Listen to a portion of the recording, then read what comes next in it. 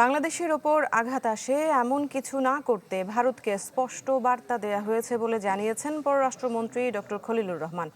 তার দাবি, শেখ হাসিনার সংবাদ সম্মেলন নিয়ে বাংলাদেশের ক্ষোভের কারণ বুঝতে পেরেছে ভারত। এদিন প্রধানমন্ত্রী তারেক রহমানের সাথে ভারতীয় হাই কমিশনারের সাক্ষাতে হাসিনাকে দ্রুত ফেরত দেওয়ার তাগিদও দেয়া হয়। বাংলা কিউআর যেখানে নগদ পেমেন্ট সেখানে সারা দেশে 10 লাখেরও বেশি মার্চেন্টে নগদে পেমেন্ট করুন খুব সহজে। ক্ষমতাচ্যুত শেখ হাসিনার সংবাদ সম্মেলন ঘিরে ঢাকা দিল্লি সম্পর্কের টানাপোড়েনের মাঝেই সচিবালয়ের প্রধানমন্ত্রীর সাথে দেখা করেন ভারতীয় হাইকমিশনার দীনেশ ত্রিবেদী। 25 জুন আনুষ্ঠানিকভাবে দায়িত্ব পাওয়ার পর এটি তারেক রহমানের সাথে তার প্রথম সাক্ষাৎ। বৈঠকে দ্বিপক্ষীয় বিভিন্ন ইস্যু ছাড়াও শেখ হাসিনাকে ফেরানোর প্রক্রিয়া ত্বরান্বিত করতে ভারতকে তাগাদা দেয় বাংলাদেশ। পরে স্বরাষ্ট্রমন্ত্রীর সাথে দেখা করেন দীনেশ ত্রিবেদী। দুই সৌজন্য সাক্ষাৎ নিয়ে ভারতীয় দূত কথা বলেন ভালো আলোচনা হয়েছে, গণতন্ত্রের ইস্যু থাকবেই, আলোচনার মাধ্যমে সব সমস্যার সমাধান সম্ভব।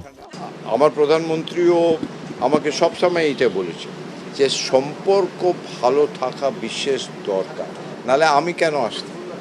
এদিকে পররাষ্ট্রমন্ত্রী জানান, 5 আগস্টের সংবাদ সম্মেলন নিয়ে বাংলাদেশের ক্ষোভের কারণ বুঝতে পেরেছে ভারত। রাষ্ট্রের প্রতি শেখ হাসিনার বৃদ্ধাঙ্গুলি দেখানোর বিষয়টি ভারতকে জানিয়েছে বাংলাদেশ, আর তা অনুধাবন করেছে দিল্লি।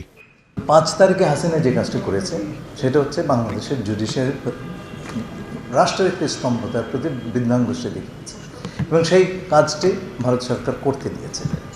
সুতরাং আমরা এই কথাটা আমি গতকালকে বলেছি যে আমাদের রাষ্ট্রের পুরো কাঠামোর প্রতি আমরা চাই সারা বিশ্বের সকল দেশ শ্রদ্ধাশীল হোক এবং আমরা আশা করব আমাদের এই বিষয়টি ভারত সরকার অনুধাবন করবেন। আমার ধারণা হচ্ছে তাদের সঙ্গে কথা বলে তারা জিনিসটা বুঝতে পেরেছেন এবং আশা করব যে আমাদের রাষ্ট্রের কোনো স্তম্ভকে আন্ডারমাইন করার কিছু তারা আর করবেন না, এটা আমাদের প্রত্যাশা। এবং আমার তাদের সঙ্গে আমার যা কথা হয়েছে তাতে আমি কিছুটা হলেও আশ্বস্ত।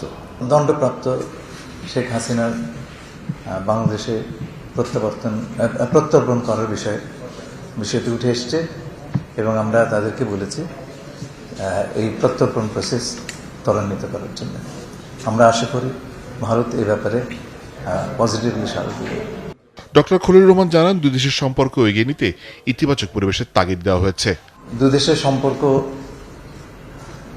এগিয়ে নিয়ে যাওয়ার জন্য যে এনেবলিং এনভায়রনমেন্ট দরকার, সেই ধরনের পরিবেশ সৃষ্টির ব্যাপারে গুরুত্ব আরোপ করা হয়েছে।